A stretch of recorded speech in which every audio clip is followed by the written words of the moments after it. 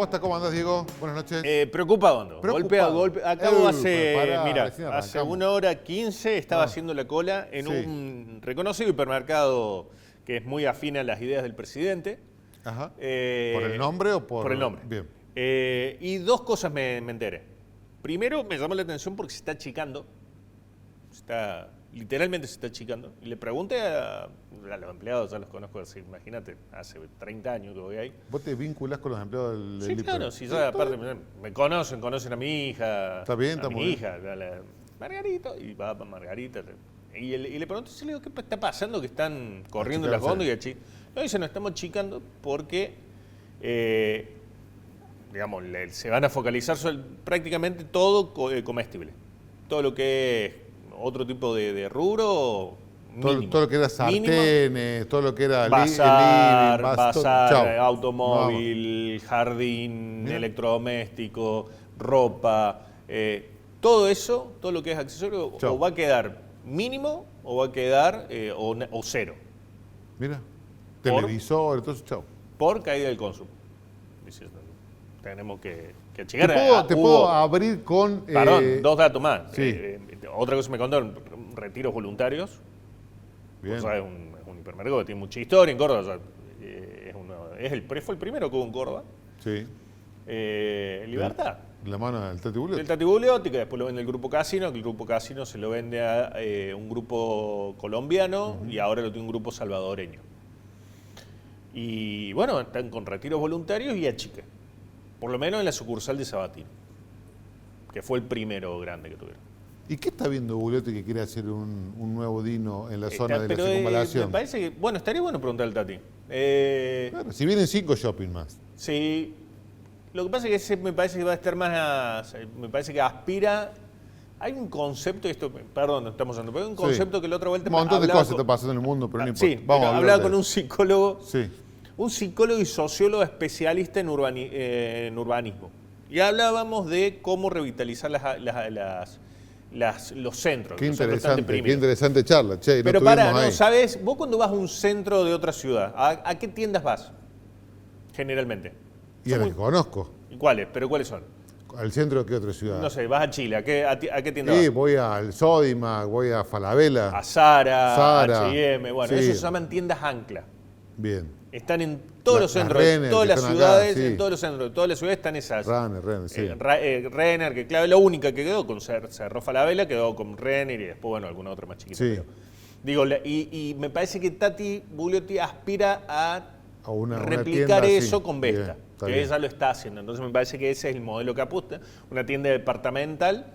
Bien. Y por ahí, si el modelo funciona, replicar. Ya que fuiste al supermercado, me imagino que venís con la bueno, inflación esa es la otra, fresca. la segunda mala noticia es los precios. No, lo vamos a repasar con el Fede. Mira, Fede nos va a mostrar ahora la placa del informe fresquito que, Recién, tiene un mito todavía. que acaba de presentar el Centro de Estadísticas de Almaceneros. Mira, la inflación nueva de este mes ya había subido el mes pasado en 2,50, 3,10. No se ve ahí. ¿Qué dice? 3,10. Pará. 3.10. 3,10. Pero si el presidente me dijo anoche que la inflación está bajando.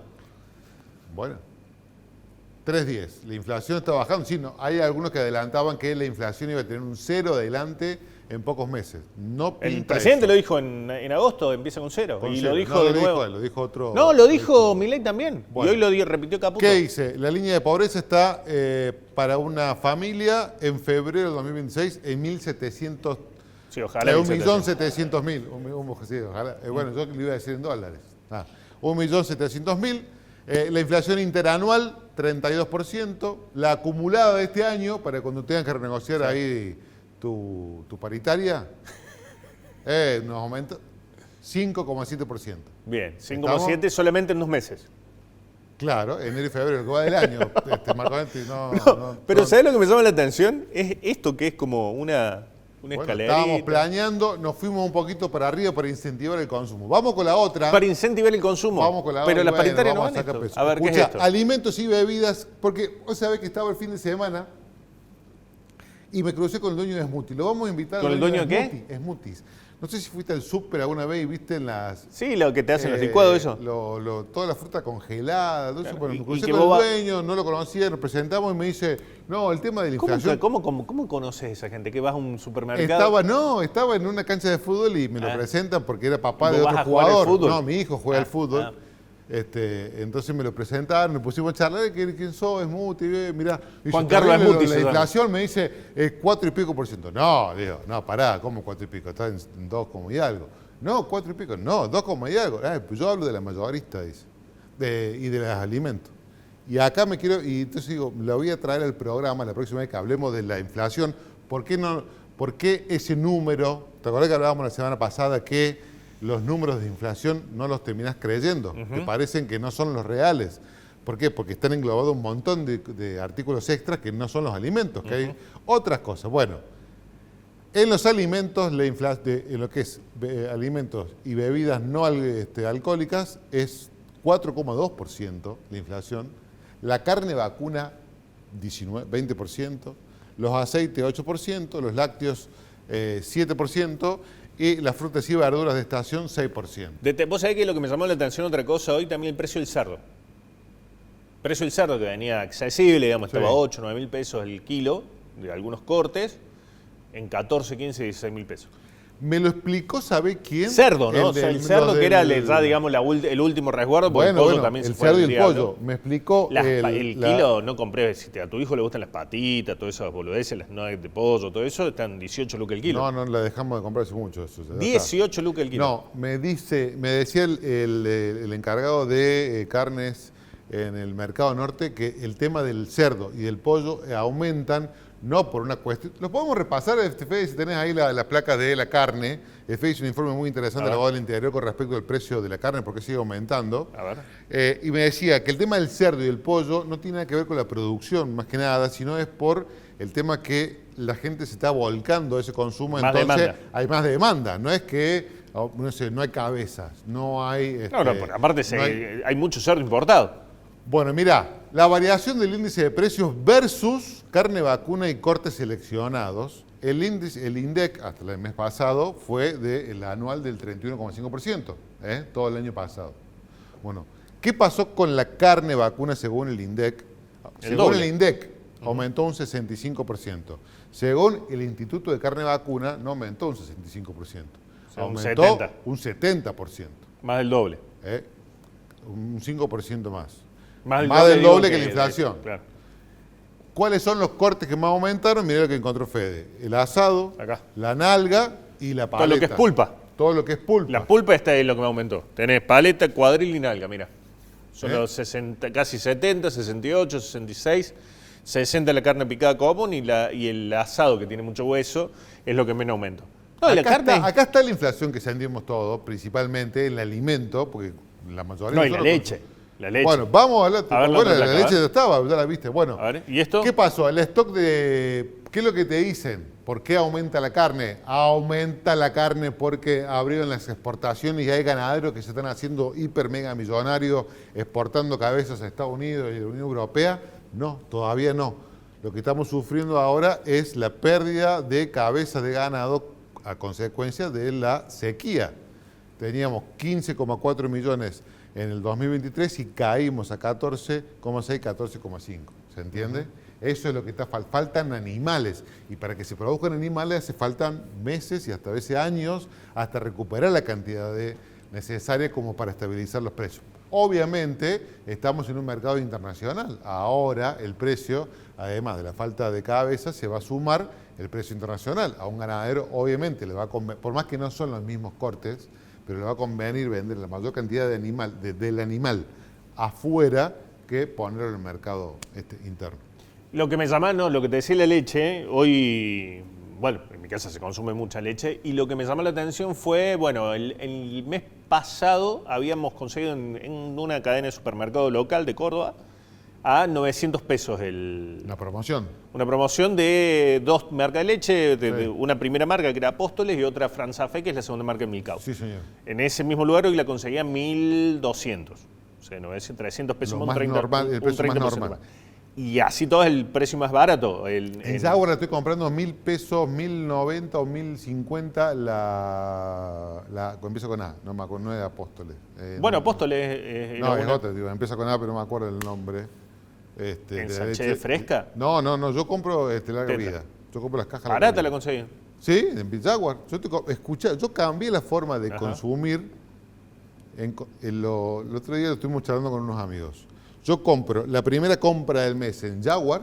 Un mayorista. Mayorista. Tienes que inscribirte. Es un proceso de pero compra. más simple, pero ya está bastante simplificado. Y si falta algo, voy notando que falta algo, las últimas semanas el Tadicor, para aprovechar los cierres, creo que lo hablamos como aprovechar los cierres de tarjetas de créditos, lanza como algunas promociones así interesantes como para terminar de comprar algunos productos. Bien. El tema de Libertad, Carrefour y todas las otras cadenas lo utilizo, si no me queda otra, bueno, tengo que ir a comprar algo muy rápido. Lo que pasa es que tenés que tener tiempo. Tiene buenas promociones en carne por ahí, Libertad. Con NAC, me hiciste pensar que le traes con NAC. ¿Qué leche con NAC? Armonía, no me acuerdo. Armonía puede ser pero Armonía es la segunda marca de la Cerarísima. Bueno, ¿qué querés? Che, ¿viste anoche la cadena nacional? Vi la cadena, vi el show. La apertura de sesiones de stand-up. A mí me dio, voy a utilizar un término que usan los chicos, me dio cringe. ¿Te dio cringe? Cringe, me dio vergüencita. Vos sé que mi hijo, que es libertario, se empezó a incomodar y dijo, no me gusta. ¿Es libertario tu hijo? Sí. Pobre. Me dio muy cringe. Y mira, y lo más cringe, el fragmento que más cringe me dio fue este que vamos a ver acá, mira. No, acá lo vamos a ver. A ver, bueno, ponelo donde quiera, Fede. Vos ponelo donde quiera que nos acomodamos. A ver, en la historia argentina y que tomó su punto más alto luego de las elecciones del mes de septiembre en la provincia de Buenos Aires. Algo que a opositores y propios, digamos, lo hacía soñar con abrazar el sillón de Rivadavia. Sácalo, aléjalo del zoom y ponelo de nuevo esa última parte, porque en realidad ese ataque coordinado entre el Congreso de la Nación, 5 años un ataque sin precedentes en la historia argentina, y que el tomó gesto su punto más alto luego de las elecciones del mes de septiembre en la provincia de Buenos Aires. Déjalo en cuerpo algo que a opositores y propios, digamos, lo hacía soñar con abrazar el sillón de Rivadavia. Mira. Para Villarroel, y mirá la cara de Villarroel como dice. Se da cuenta el tío mundo que le está mencionando a él. Y sí, hizo así, le dio un cabezazo. Pero bueno, este cringe que me dio, no sé si fue buscado, porque obviamente fue fuera de los cánones tradicionales. Hoy hablábamos con qué periodista, los periodistas acreditados del Congreso, bueno, obviamente lo sacaron del lugar habitual. Sí. Era con Cayón y con la chica que también está en radio con vos, que no me acuerdo cómo es el apellido ahora, Gabriela, algo no me termino de acordar. Ellas nos decían, notaron lo que suponen ellos, que hay parte de las confrontaciones que tenían con la oposición. Primero, estaba prácticamente vacío. Bueno, Vigo se levantó y se fue. Bueno, Vigo se fue. Escarti dice que no la acompañó, por lo menos las crónicas, no sé si lo terminó haciendo, pero al comienzo no la acompañó. Nunca se mostró todo el plenario, excepto alguna que otra cámara de arriba. La cámara de arriba no se distinguía mucho, pero en realidad estaba bastante vacío el recinto. Habían acordado no agresión con los bloques, por eso se levanta Martínez, el presidente del bloque, y va a hablar con Menem y dice, che, loco, ¿qué te pasa? ¿Qué le pasa al tipo este? Constantemente buscó la confrontación Milei. Es más, decían que hasta tenía guionado algunas cuestiones para incentivar que respondan y él empezara a contestar y a tirar. Pero bueno, hizo muchos anuncios, si lo tenemos para repasar, lo repasamos. ¿Hizo muchos anuncios? Hizo muchos anuncios generales. Porque anuncios particulares bueno, anuncios particulares, ninguno. Muchos generales en algún momento, quien se quedó viéndola y se dijo, bueno, a ver si va a decir algo. Pero no hizo anuncio, como anuncio de decir, che, hacemos esto. No, vamos a mandar un paquete de 10. Bueno, en realidad los discursos no son tan específicos. No, sí, en las aperturas de sesiones sí, porque vos marca, mirá. Dice que va a ser un año de reformas. Bueno, ¿cómo esa reforma? Dice que ellos tienen 9 ministerios, cada ministerio va a presentar 10 reformas más o menos cada uno, son 90 proyectos estructurales para los próximos meses. ¿Cuáles son? A rasgos generales, reforma del Código Civil y Comercial, algunos artículos, va a ampliar la autonomía para los contratos entre privados. ¿Cuál? ¿Qué? ¿Dónde? No lo sabemos. Eso es lo que se dijo. Seguimos. Código Penal, una nueva ley de seguridad nacional, atribuciones de las Fuerzas Aéreas de Defensa, Seguridad e Inteligencia en las áreas. De las áreas de defensa. Atribuciones de las áreas de defensa, seguridad e inteligencia. Quiere que se comprometa, quiere controlar. Porque ahí tenés, en realidad no está en el Código Penal, está en la Ley de Seguridad Interior y en la Ley de Defensa. Bueno, son dos leyes distintas. Dice él. Seguimos. Bueno, te digo, no está dentro del Código Penal, son dos leyes Reforma electoral. La reforma electoral. Habló de cómo se financian los. ¿Cómo se van a financiar los partidos políticos? ¿Será más estatal? ¿Será? Porque se quejó más privado. Pero no, se quejó de los aportes privados. ¿Se quejó de eso? No se sabe. Pero se quejó, lo dijo en el... Sí, no estoy diciendo que no se sabe bien porque no lo tenemos el proyecto como para discutirlo. Lo que sí quedó pendiente el casillero de la boleta única. Cuando vos vas a votar, en vez de seleccionar cada uno de los tramos, votar una entera, el código aduanero y un marco legal para las tierras raras y los minerales, entre ellos también para trabajar sobre el cobre y el litio. Que, no sé, todo eso estará en manos del señor Sturzenegger, o Schwarzenegger, como le dice el vendedor de cubiertas. Reforma del esquema impositivo también, que es algo que lo hemos venido diciendo, lo que están pidiendo principalmente los industriales, los productores. Lo primero que tenemos que hacer es reformar los impuestos. ¿Cómo lo estamos distribuyendo? ¿Qué impuestos seguimos cobrando? El impuesto de combustible. Cada vez que cargas nafta pagás casi 50% en impuestos que deberían volver en mantenimiento de rutas. O a las provincias. O a las provincias. No están volviendo. Bueno, ya está la invitada que nos va a ayudar a comprender a quién le habló Milei. ¿Para qué hizo ese stand-up que a mí me dio cringe?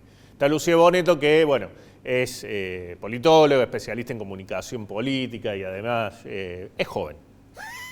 Que no es un dato, no, pero digo, esto no es menor. Porque en la discusión de producción... Hola Lucía, ¿cómo estás? Bienvenida. Hola chicos, ¿cómo están? Bien. ¿Cómo están Diego? ¿Cómo está Juan? Bien. Pero en serio, buscamos una miraja para decir, si poníamos el análisis tradicional seguramente le íbamos a errar. Tipo, no sé, de más de 50 años le íbamos a errar. Entonces tratamos de ver a alguien que está mirando más las redes, que está mirando más el público joven para saber, ¿a quién le hablo? ¿A quién le rinde ese discurso de belicoso, que vuelvo a decir a medio cringe? ¿Qué es lo que opina vos, Lucía? Bueno, en primer lugar, yo creo que tenemos que entender que arrancó la campaña. Entonces, para dar una respuesta a esto de a quién le habló, y sin duda, en primer lugar, le habla a los propios, que dicho sea de paso, estaban bastante atentos en las redes sociales, han dominado en ese sentido la conversación con menciones positivas hacia Javier Milei, por lo menos durante el periodo de temporal, digamos, esos 100 minutos, un poco más, un poco menos, que duró el discurso.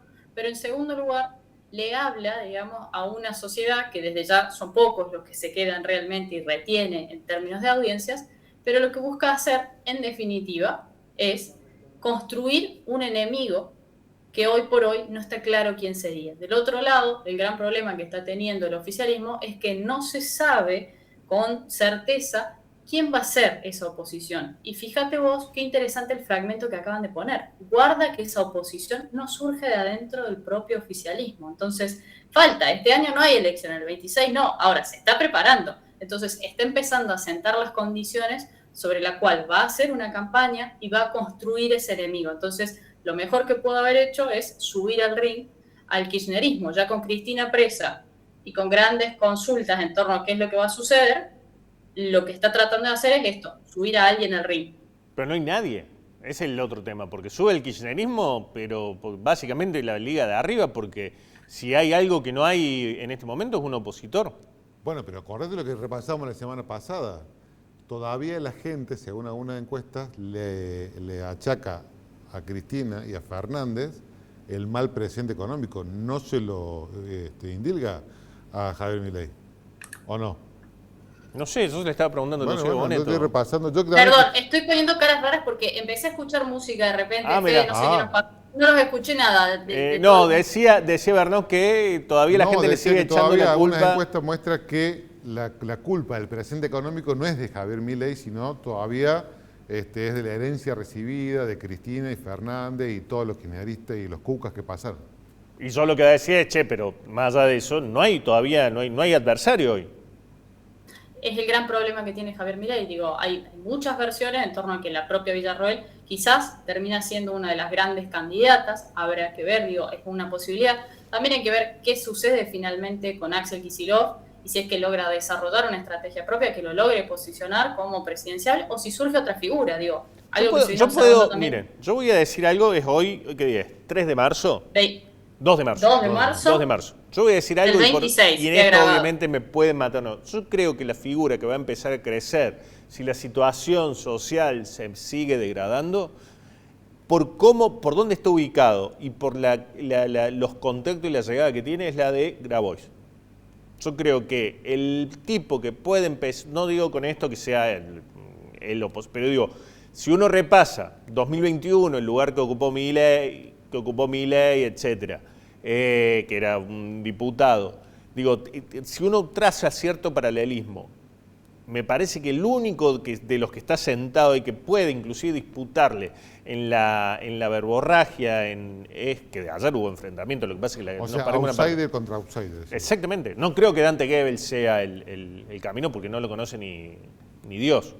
Pese que es pastor evangélico. Pero Dios sí lo puede bendecir. Pero Grabois es más conocido, digamos. Por ahí lo que tiene que trabajar es el tema de su imagen, pero me parece que por eso digo, puede ser que esté pero errándole. Perdió una interna hace poco, pero sí, muy mal. Y Milei en el 2021 había sacado un 12% en Buenos Aires, en Capital Federal. Ahí, fíjate qué interesante, Diego, lo que estás diciendo, porque... Gracias, Lucía. Gracias, Lucía.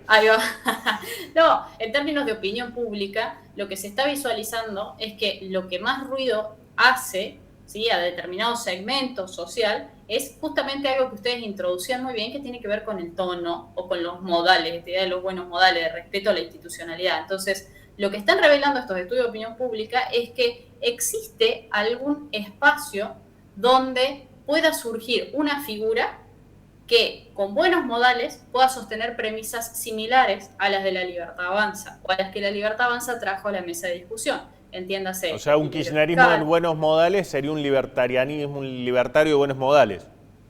Exactamente. Pero eso no fue Macri. El PRO ya fue.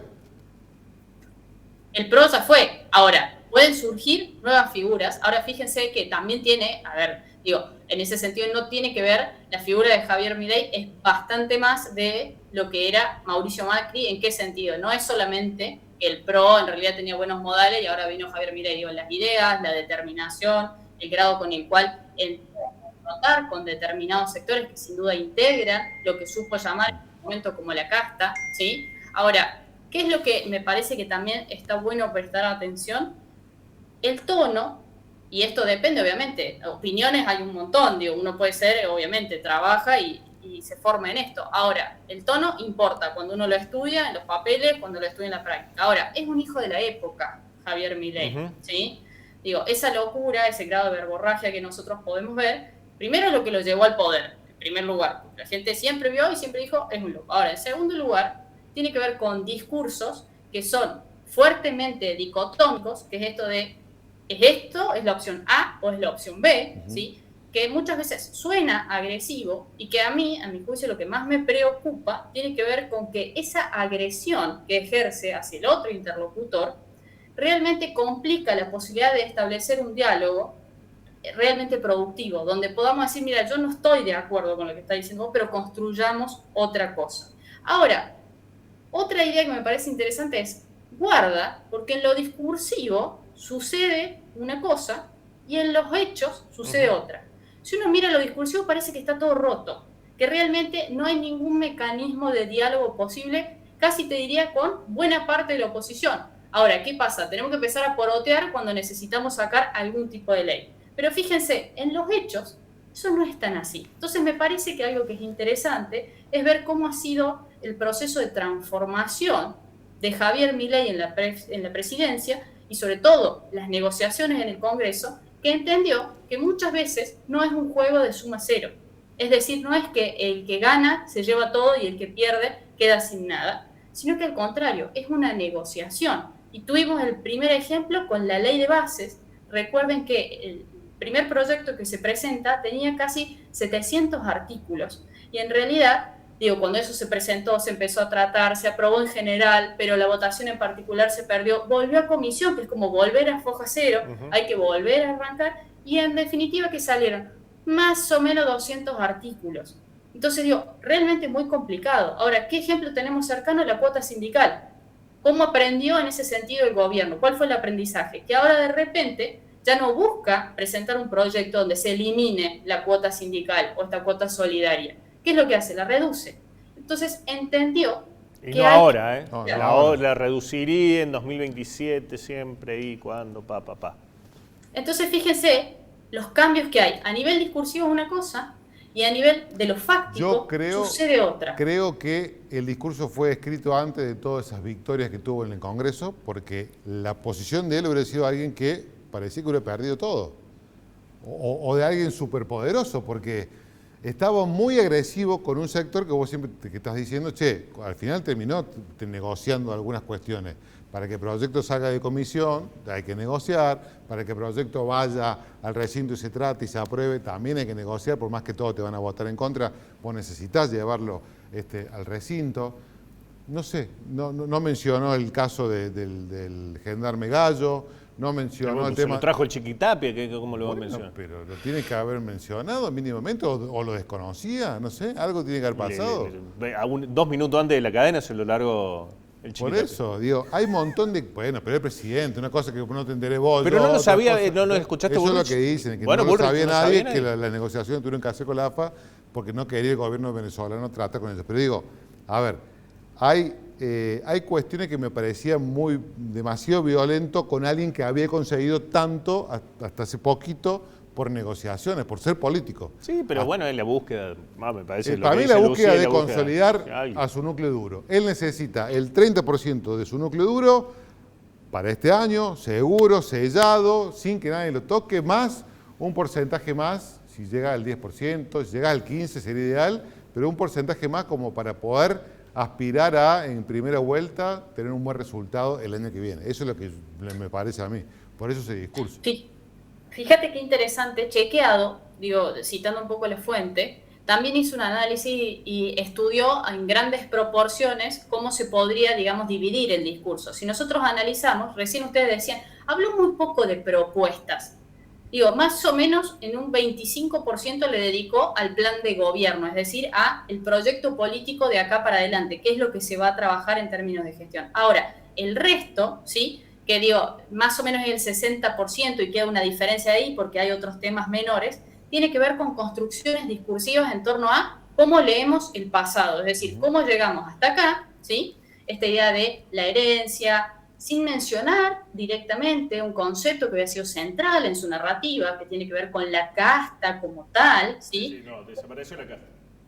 Desapareció la casta. Entendió de que ahí hay algo que realmente hace ruido y que no alcanza ya para construir. Y después hizo un 30%, 31% de balance de gestión.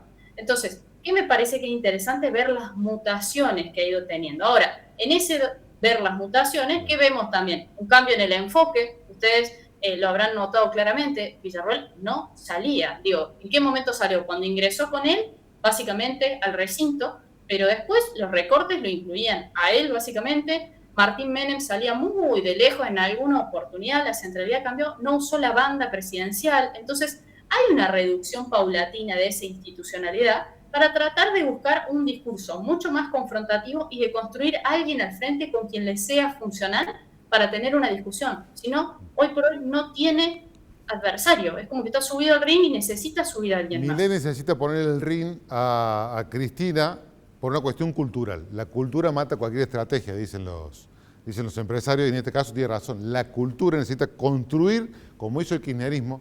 ¿Qué pasaba ayer? La fuerza del cielo ocuparon los balcones que antes lo tenía la cámpora. Entonces necesita reconstruir toda esa cultura, pero del lado libertario. Quiero repasar, Fede, si podemos, un par de placas de Subán Córdoba, porque Milei tiene la necesidad de generar alguna expectativa de futuro.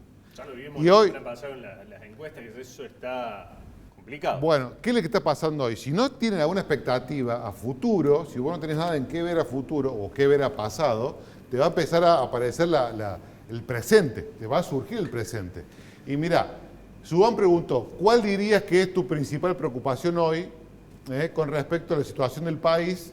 Y el 28% dice bajos salarios y pérdida del poder adquisitivo, pese a que Milei dice que estamos ganando mucho más en dólares que otros años. ¿Ves? ¿Y en segundo lugar? En segundo lugar está la falta de empleo o desocupación. ¿Que dice que bajó? Que dice que bajó. Bueno, o sea que tenés una barbaridad. Pero aparte, acá, perdón, ¿no? y la tercera, que es inflación, aumento de precios, está totalmente relacionada con bajos salarios y vos vas a decir, no, pero esto puede ser una cuestión de edad, por ahí, porque esto está segmentado mal. Bueno, vamos al siguiente, claro, nos apunta Fede. 70%. El 70% del bolsillo, papá. Todo esto es bolsillo. Los de 18 a 30 años, 18% de la preocupación es la inflación y un 35% falta de empleo. Y los bajos salarios. Y los bajos salarios. Pero bueno, vamos a casi marcar las dos más importantes. De 31 a 45, por eso las dos más importantes. Bajos salarios, inflación. De 46 a 60 ya ocupan los bajos salarios, ya estamos hablando de, de una familia, ya y la falta de empleo, y después los más de 60 es bajos salarios y 25% otros, pero le sigue, vendría a ser la falta de empleo. Todo relacionado al trabajo. Entonces, todo relacionado al bolsillo. La gente necesita, lo decíamos, creo que lo decía un entrevistado, necesita este año comenzar a sentir que le va a ir bien. Que le va a ir bien, que va a llegar a fin de mes más cómodo. Claro. ¿Vos cuál crees que puede llegar a ser la zanahoria esa a futuro que quiera poner a Milei para que todos le sigamos? Bueno, a ver, en primer lugar, la confianza hacia el gobierno después de las elecciones que tuvimos en el mes de octubre, nuevamente empezaron a reflejar pequeños descensos. Entonces, creo que la sociedad lo que hizo hasta acá fue renovarle el voto de confianza, otorgarle la cantidad de diputados necesarios, diputados y senadores, para que pueda de alguna manera también empezar a sacar todas estas reformas, y por eso busca ser el famoso gobierno más reformista de la historia. Pero me parece que también empiezan a surgir otras necesidades, que bien las traían a colación ustedes acá, que tiene que ver con las necesidades básicamente de reactivación económica, que es lo que más está costando hoy por hoy. Algunos indicadores empiezan a dar positivo, sin embargo eso hoy por hoy claramente no alcanza, no está llegando a las economías de los hogares. Entonces, lo que la ciudadanía, a mi juicio, va a juzgar de cara a las elecciones del 27 es la capacidad de mostrar resultados de gestión. Fíjense que veníamos con una inflación que incluso estaba más baja, y ahora de repente ya nos acostumbramos que esté más cerca de los 3 puntos. Y este mes tenemos un montón de aumentos en los diferentes servicios. Entonces, guarda con eso. Ahora, ¿de qué va a depender? De la capacidad de gestión. Y yo creo que en ese sentido lo tienen claro. Por eso, fíjense que la mayoría de los anuncios tiene que ver con muchas reformas que van a pasar fundamentalmente por el Congreso y que, entre otras cosas, tiene que ver con la posibilidad de reflejar gestión y de traer las famosas inversiones que necesita la Argentina para reactivarse. No hay duda que lo necesita. Ahora, todavía la sociedad, no se olviden nunca de que las elecciones versan en torno a elegir entre alternativas. Entonces, depende mucho de lo que uno tenga del otro lado. Y un poco esa es la construcción discursiva que hace. Del otro lado, y ellos están jugando a trazar la ley, sigue estando el kirchnerismo, que ya sabemos los resultados que trajo. Entonces, no se trata de elegir el first best o la mejor opción, sino que a veces la sociedad dice, mira, no me gusta. Es que vos sabés lo que me pasa, claro, bueno, eso voy. El otro día hablaba con una dueña de una pyme muy chiquita de la zona ahí de Barrio de Anfunes, que viste que se dedica a cuestión que tiene que ver con la metalurgia. Dice, hace 3 meses no me entra un pedido. 3 meses que no me entra un pedido, si hasta junio no entra nada, cerramos. Una micropyme. Sin embargo, no linkean eso a la situación económica del país o la responsabilidad del presidente. Es como que fingen demencia sobre de dónde viene la responsabilidad. Está pasando mucho, no sé si en redes o en TikTok suelo consumir mucho, y por algoritmo me lleva mucha un tipo que cierra. Digo, cada vez son más las historias que aparecen de gente que cierra. Que te muestran a vos. Que me muestra a mí. Pero vos te fijas en los niveles, sí, en la cantidad de reproducciones, generalmente son muy altas, y sobre todo la cantidad de comentarios. A mí me llegan más por los comentarios que por el tipo de contenido. Y vos sabés que, y es eso, ahora la responsabilidad no es del presidente, sino de los intendentes con los impuestos, por ejemplo. Es como que no hay, antes era como más claro, esto es culpa de Menem, esto es culpa de la Rúa, esto es culpa de Cristina, esto es culpa de Macri. Ahora no, es como, o de Alberto, digamos, con la pandemia. Y la ciudadanía empieza a diferenciar también sobre dónde están las culpas. Ahora, hoy conversaba justamente con una diputada nacional, ella trabaja muy cerca del agro, ¿sí? Del sector de los medianos y grandes productores, y me contaba algo que me parece que también es interesante y que nos permitiría, digamos, empezar a diagramar posibles alternativas, ¿viste? Cuando uno dice, bueno, la luz al final del túnel.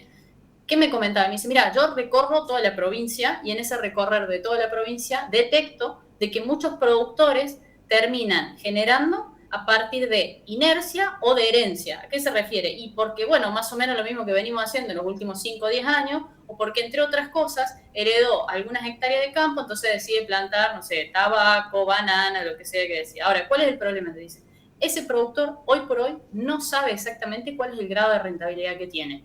No sabe exactamente cuánto se le van impuestos. Por ahí tiene un buen año, una buena cosecha y de repente esa plata, en vez de ponerla en invertir para garantizar que esa rueda siga girando, de repente lo que pasa es que, entre otras cosas, lo gasta en un bien de consumo y de repente se encuentra con que, no sé, vino una helada y se llevó la producción y perdió, y entonces ahora de repente no tiene ese ingreso de dinero. Entonces, qué importante también, y creo que eso sí representa una ganancia en términos sociales, empezar a trabajar sobre esos modelos productivos y cómo hacerlos realmente eficientes. Entonces, ¿cuánto nos falta para poder crecer como país y que eso sea rentable y que esos productores también puedan producir entendiendo cómo es la escala? Entonces, parece que esas discusiones están buenas de dar. Lucía, muchas gracias por siempre, por acompañarnos, y nos diste el pie porque justamente está en línea ya Alfredo Paseiro, director ejecutivo de la Asociación de Semilleros Argentinos. Gracias, Lucía. Gracias, Lucía. Y nos dio el pie. Hacemos el pase. Hacemos el pase, no. ¿Y sabes por qué nos diste el pie?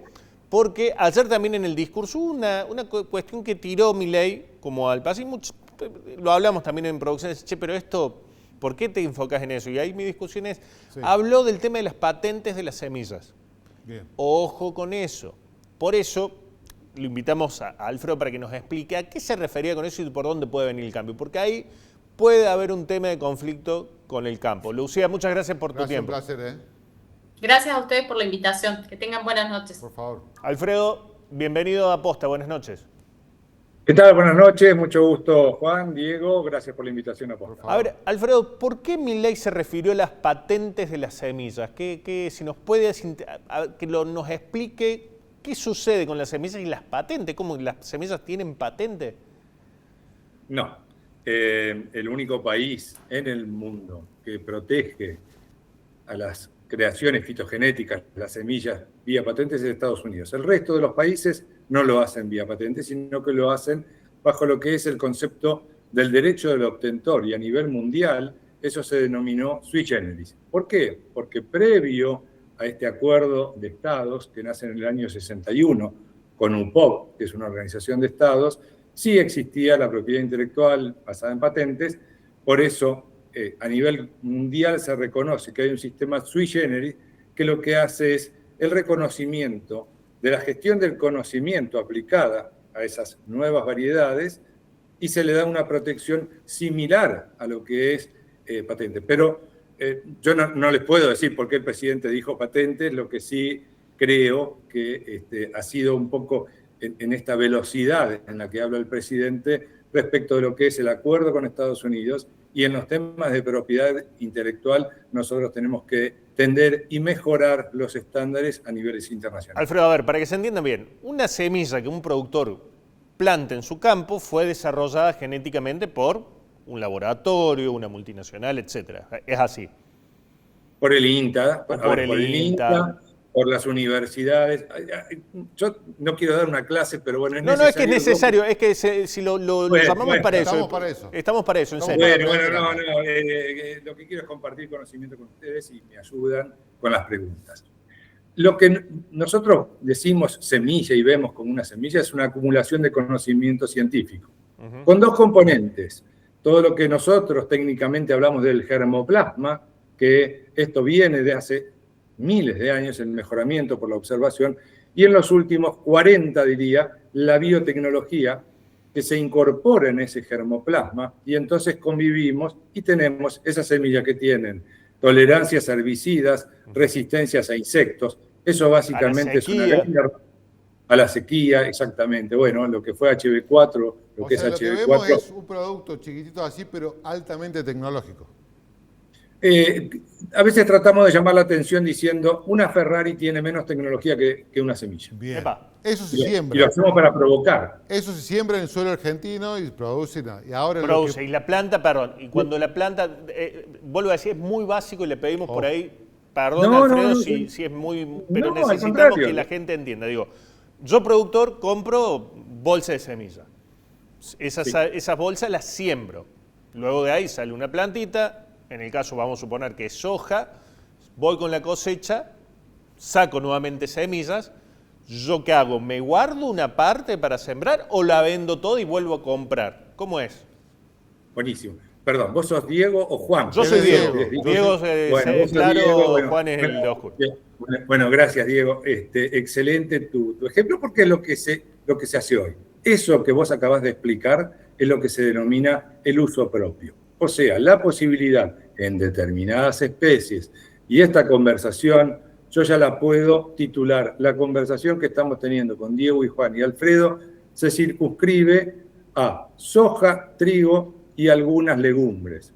El resto de las producciones, vamos a decir maíz, girasol, sorgo, ¿sí?, no tienen esa posibilidad y esa práctica, mucho menos los frutales, mucho menos las flores de corte, muchísimo menos la parte forestal. Entonces, ¿por qué hago todo esto agregado? Porque justamente UPOV y lo que hace Argentina es innovar en todas las especies. Cualquier cosa que nosotros vemos verde tiene mejoramientos genéticos. Hasta el tomate que estamos comprando en la verdulería.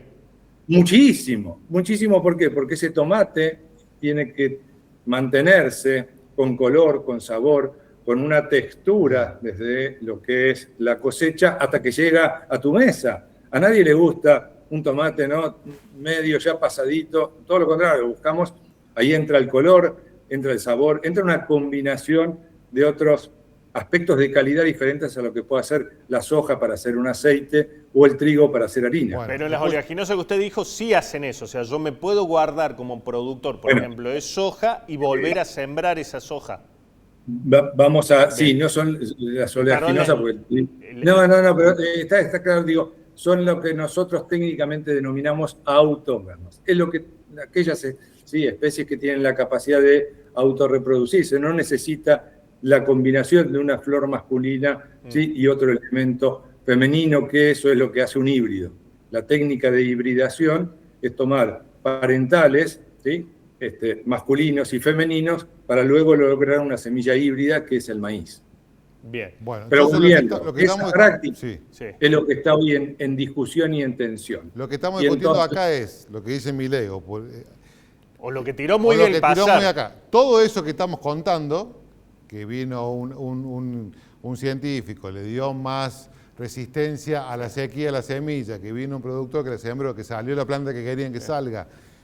Todo eso en Argentina no es de nadie, o es de todos, no es de una empresa en particular. En todo el mundo, en realidad. No, a ver, en todo el mundo es de alguien, ese es el obtentor, ¿sí? Entonces, Argentina, para acceder a creaciones fitogenéticas desarrolladas por el INTA, por Obispo Colombres, por una multinacional o una empresa nacional, lo que se hace es, primero, esa variedad tiene que ser nueva, es decir, tiene que haber una novedad, tiene que ser distinto a lo que ya está, tiene que ser homogénea y estable. Con esas condiciones, en el caso de la Argentina, el INASE permite la inscripción de ese cultivar. Ese cultivar llega al mercado, el productor lo siembra, le rinde, tiene rentabilidad, y en el caso, como hablábamos antes, mayoritariamente soja y trigo, puede conservar parte de su cosecha para utilizarla como semilla. Esa práctica se llama uso propio. Bien. ¿Y eso se podría discutir si se abre esto que nombró con el tema patentes? Y pensando en esta relación... De nuevo, quito de la conversación patentes porque no aplica a lo que es el Tratado Internacional de UPOV. Por eso digo, no aplica, sino que son las creaciones de los derechos de obtentor. Bien, perfecto. ¿Pero podría abrirse esa discusión? Digo, usted le... No, eso es lo que hoy está, eso es lo que hoy es. El fondo de la discusión es eso. Es decir, bueno, a ver, si Argentina da el paso y adhiere al acta de UPOV 91, que es donde hay hoy 63 países, pero nosotros, ¿qué miramos? Los países que compiten en innovación y desarrollo genético. Y en ese caso viene a la cabeza, que esta es otra de las novedades, obviamente Estados Unidos, China, Unión Europea, Países Bajos, otros países, esos son con los que competimos en la innovación, en la carrera del conocimiento. Argentina tiene más de 100 años en conocimiento, en empresas como Buck, Klein, Basso, GEAR, otras. O sea, hay mucho conocimiento. Todo lo que hacemos desde el INTA, de las universidades o de las empresas, es empleo y conocimiento argentino. Todo viene de nuestras universidades. Lo que está en tensión y la discusión aquí hoy es, bueno, esa posibilidad de reservar y utilizar. ¿Es onerosa? ¿No es onerosa? ¿Cuánto tiempo, sí, tengo que reconocer ese uso propio? Bien. Bueno, y ahí está lo que se llaman los usos y costumbres, que hemos llegado hasta acá, con una discusión de que hoy, si uno dijese, bueno, ¿cuál es la situación y la foto? En el caso de soja, no llegamos a un 30% de ese reconocimiento de la propiedad intelectual. Sumando todo, no se llega al 30%. Es decir, hay un 70% que está dentro de los usos y costumbres, pero que no retroalimenta el sistema de tener presupuestos, inversión. Al INTA volvemos, porque en el caso del algodón, las variedades que habló ayer el señor presidente son desarrolladas por el INTA. En el caso del arroz lo mismo. En legumbres tenemos, en el caso de garbanzo, una sola empresa nacional que la pelea en Jesús María Córdoba, que tomó conocimiento del INTA y pone las legumbres. Pero bueno, esta es la... Por eso hoy ASA salió enfáticamente a apoyar esto. Argentina tiene la oportunidad de ir a estándares internacionales para mejorar la competitividad en el conocimiento. Y la última, Alfredo, ¿y quiénes son los que pueden rechazar eso, los que pueden llegar a rechazar eso? ¿Quiénes? Bueno, esto sí, como ir al Congreso es la política. Pero la política siempre va a responder un sector. ¿Cuál es el sector que se vería perjudicado? Según nuestra mirada, acá nadie se va a perjudicar, por eso buscamos tener argumentos para...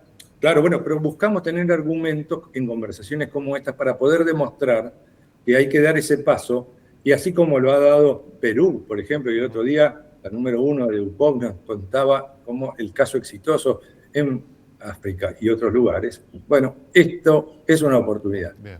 Hay que explicar, hay que quitar los mitos, correr esto de la patente, ahora patentamos y entonces las multinacionales se llevan el conocimiento. Todo lo contrario, convivimos en la industria semillera, las pequeñas empresas, las medianas, las grandes, el INTA, Obispo Colombres, todas son socias de ASA.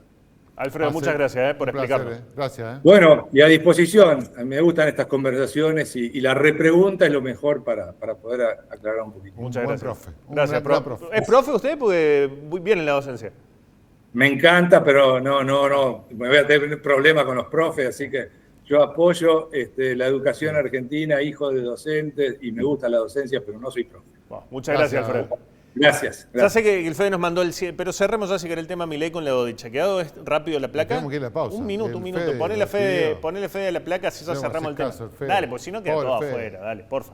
Poné el que también había nombrado Lucier, el chequeo del discurso. A ver, vamos. Rápido, a ver, lo que está en rojo es falso.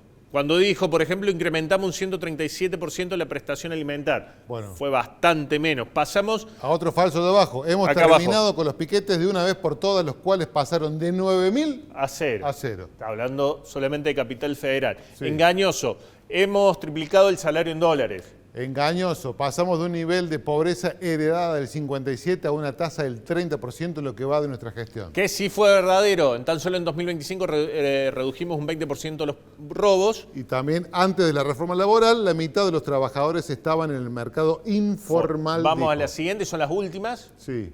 Por eso te dije... Falso. Al asumir teníamos indicadores sociales peores a lo de 2001. Es falso. Es falso. Bien, es engañoso. La UH aumentó en un 492% respecto al valor heredado del 2023. Hemos bajado la tasa de omisión en un 17% a nivel nacional. También engañoso. Mucho verdadero pusiste acá. No, yo no lo puse, lo puse chequeado.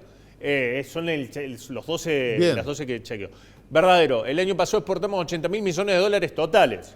Aerolíneas Argentinas le costó 8.000 millones a todos los argentinos y este año generó ganancias por 100 millones. Y la última, recibimos un Estado con 7 de cada 10 chicos pobres verdadero. Ese fue el chequeo que hizo, chequeado justamente, del discurso del presidente. Ahora sí, Fede, perdón, y vamos a la pausa. Gracias.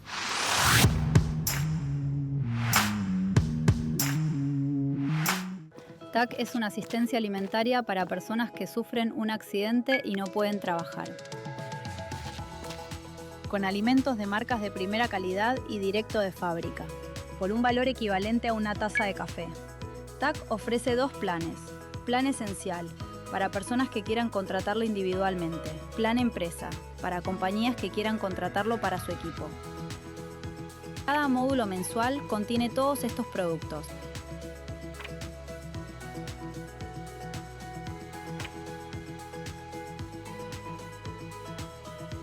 Y no solo eso, hay más beneficios.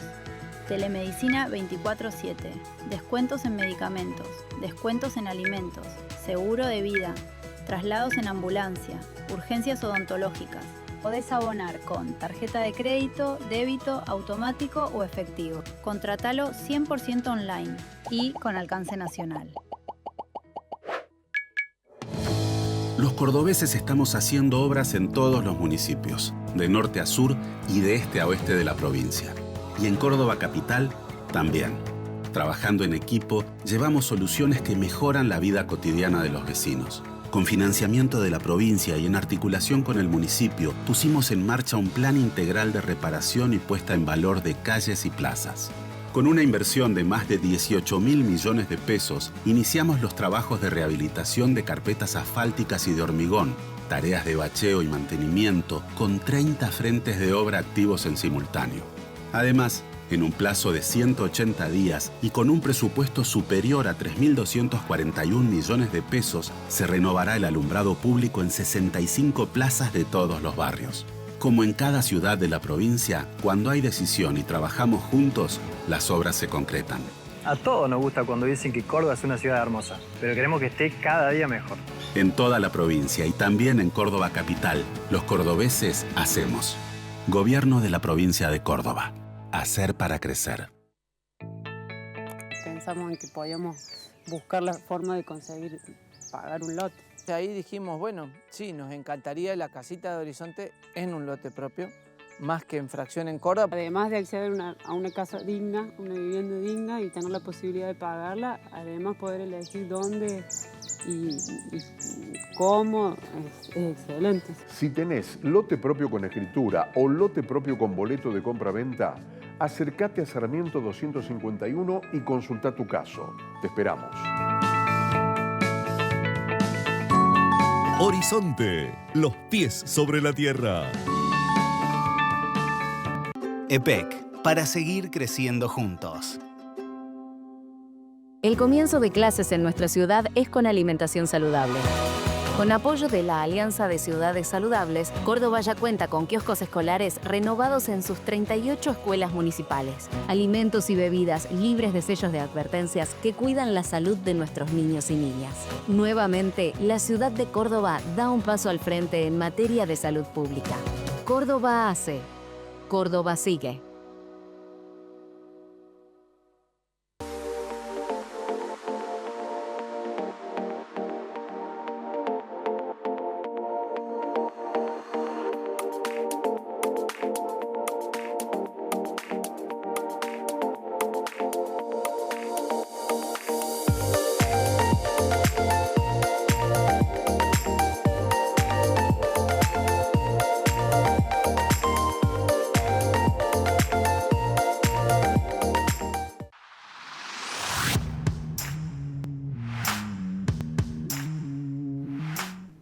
Bloque cortito posta. Che, ayer, además de lo de Milei, estuvo Pacerini a la mañana abriendo tempranito, 10 de la mañana, ¿no? Sí, 10:30 arrancó. Bien.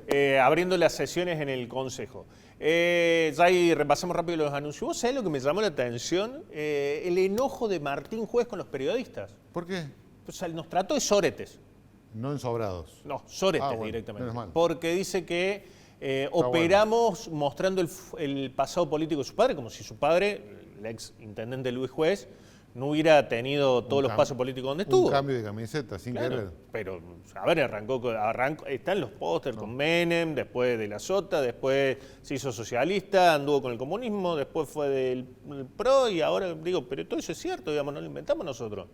Pero se enoja, Pope, muy enojado por cada vez que le recuerdan decía que no es nuevo. ¿Qué no es nuevo? La alianza con la Libertad Avanza. Tiene un año.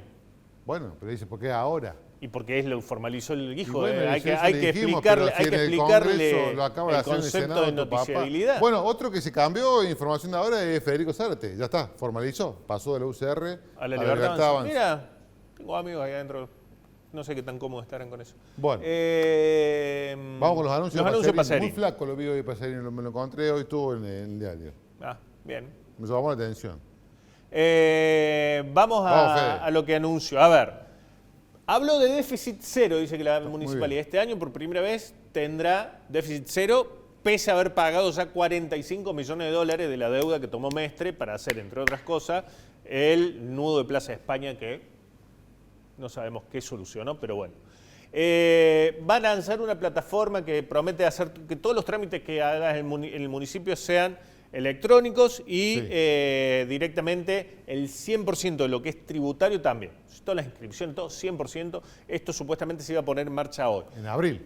En abril, perdón, tenés razón. Hoy se anunciaba el otro de los anuncios. Vamos a la siguiente. Aparte vos lo pusiste ahí. Esto fue, vos, ¿no? Este es, si se quiere, el anuncio más llamativo, que es el hospital veterinario. Pero se lo estaban recriminando. Fue una promesa de campaña. En principio iba a estar en el zoológico, en el ex zoológico, en el Parque de la Biodiversidad, y ahora va a estar en Barrio San Vicente, donde era un dispensario dermatológico que pertenecía al patronato de la ley. Escuchaba recién al Pato Fernández y a la chica, la señora periodista, ¿cómo se llama?